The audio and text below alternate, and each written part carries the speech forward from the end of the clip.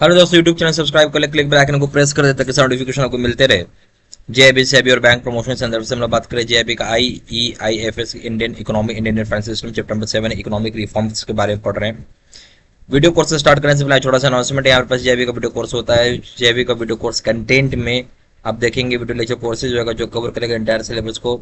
Numerical का video होगा, accounting case study का वीडियो हो जाएगा, नोट्स हो जाएगा पीडीएफ में 4500 क्वेश्चन बैंक हो जाएगा पीडीएफ में, 30 मॉक टेस्ट हो जाएगा। प्राइस रखा गया है 2500 रुपये कॉम्बो पैक के लिए, जो कि 6 महीने की वैलिडिटी होगी। 4000 रुपये दाम में कॉम्बो पैक का जो कि लाइफ लॉन्ग वैलिडिटी होगी।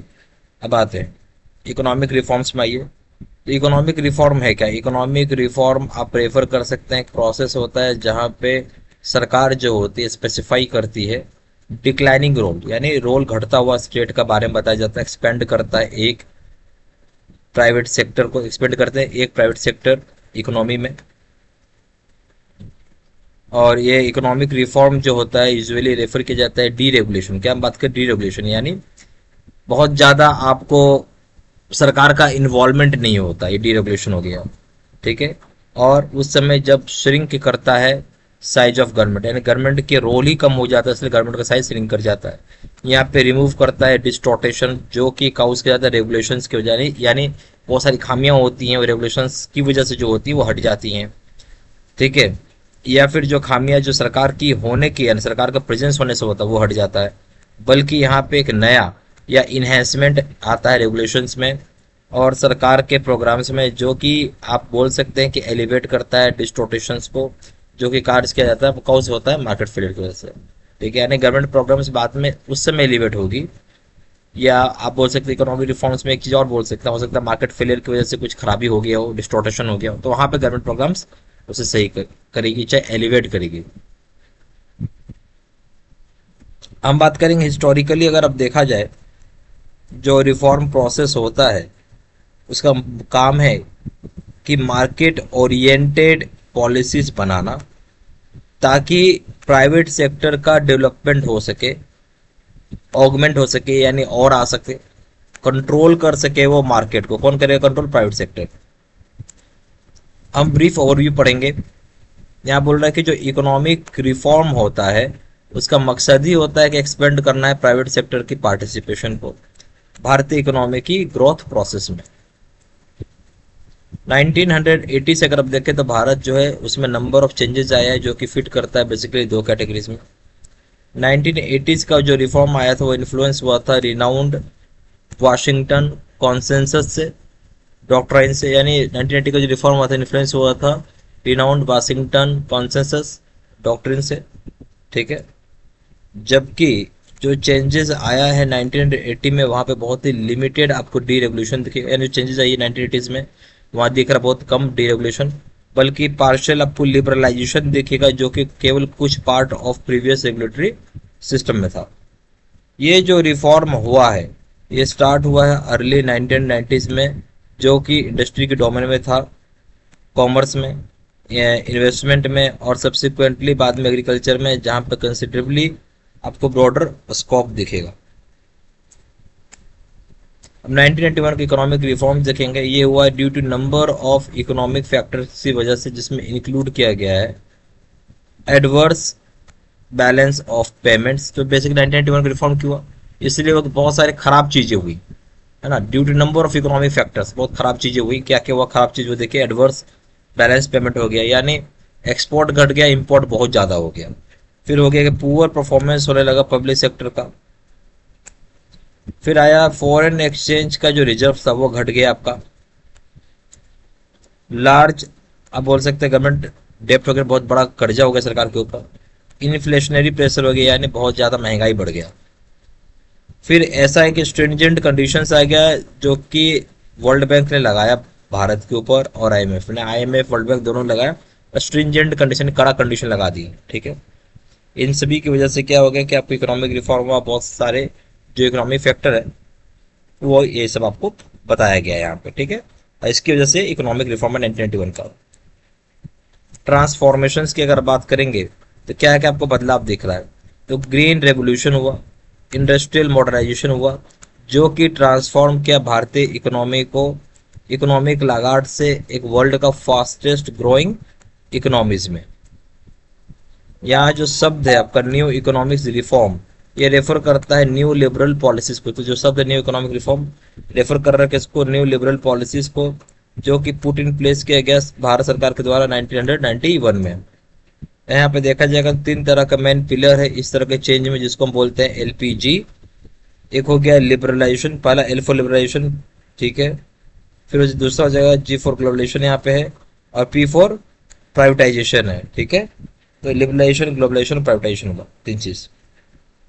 ये जो रिफॉर्म है इसका इंटेंट है कि इस रिफॉर्म को पूरा करने का मकसद जो था वो ये था कि हाई इकोनॉमिक ग्रोथ हो सके, कम हो सके महंगाई, आपका इन्फ्लेशन कम हो सके, मिनिमाइज हो सके करंट अकाउंट का डेफिसिट, यानी एक्सपोर्ट माइनस इंपोर्ट जो करते हैं, इंपोर्ट ज्यादा हो जाता है तो हम इसे डेफिसिट बोलते हैं, ठीक है।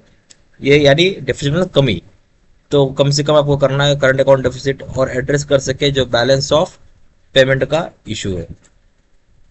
पॉलिसी चेंजेस जो है वो किया जाता है उस एरिया ऑफ टेक्नोलॉजी एडवांसमेंट में। पॉलिसी चेंजेस किया जाता है एरिया ऑफ टेक्नोलॉजी एडवांसमेंट में।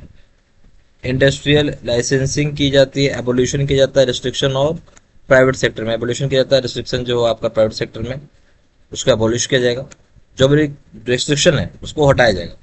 फॉरेन इन्वेस्टमेंट्स और फॉरेन ट्रेड, यानी यहाँ पॉलिसी चेंजेस की गई उस एरिया ऑफ टेक्नोलॉजी में, टेक्नोलॉजी एडवांसमेंट में, इंडस्ट्रियल लाइसेंसिंग में। यहाँ रिस्ट्रिक्शन जो था उसको खत्म किया गया प्राइवेट सेक्टर में, फॉरेन इन्वेस्टमेंट में, फॉरेन ट्रेड में।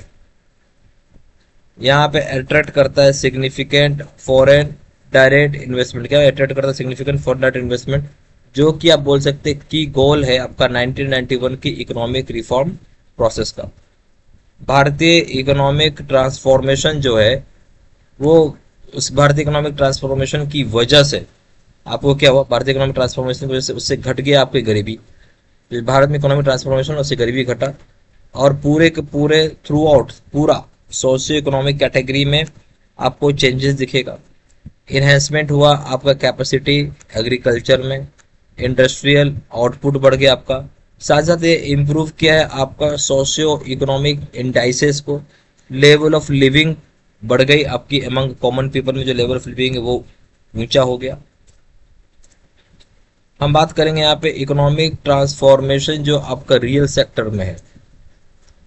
तब यहाँ बात होगी कि इकोनॉमिक चेंजेस इंट्रोड्यूस की गई है भारत में 1991 में, जिसकी वजह से आप बोल सकते हैं कि सीवियर तरह का इकोनॉमिक क्राइसिस हुआ। इकोनॉमिक ट्रांसफॉर्मेशन जो रियल सेक्टर में क्या हुआ, जो इकोनॉमिक चेंजेस इंट्रोड्यूस की गई भारत में 1991 में, उसकी वजह से बहुत सारा इकोनॉमिक क्राइसिस, वो रिजल्ट क्या था? एक तरह का बहुत इकोनॉमिक क्राइसिस कॉज हुआ था एक्सटर्नल डेब्ट का। तो बेसिकली जो हम बात कर रहे हैं यहाँ पे, किस वजह से भारत में इंट्रोड्यूस हुआ 1991 में इकोनॉमिक चेंजेस, वो सबसे बड़ा रीजन था जो एक्सटर्नल डेब्ट, यानी जो भारत विदेशों से कर्जा लेते जा रहा था वो बढ़ते जा रहा था, और वो एक बहुत बड़ा इकोनॉमिक क्राइसिस हुआ, जिसकी वजह से आप बोल सकते हैं कि इकोनॉमिक चेंजेस आए भारत में 1991 में।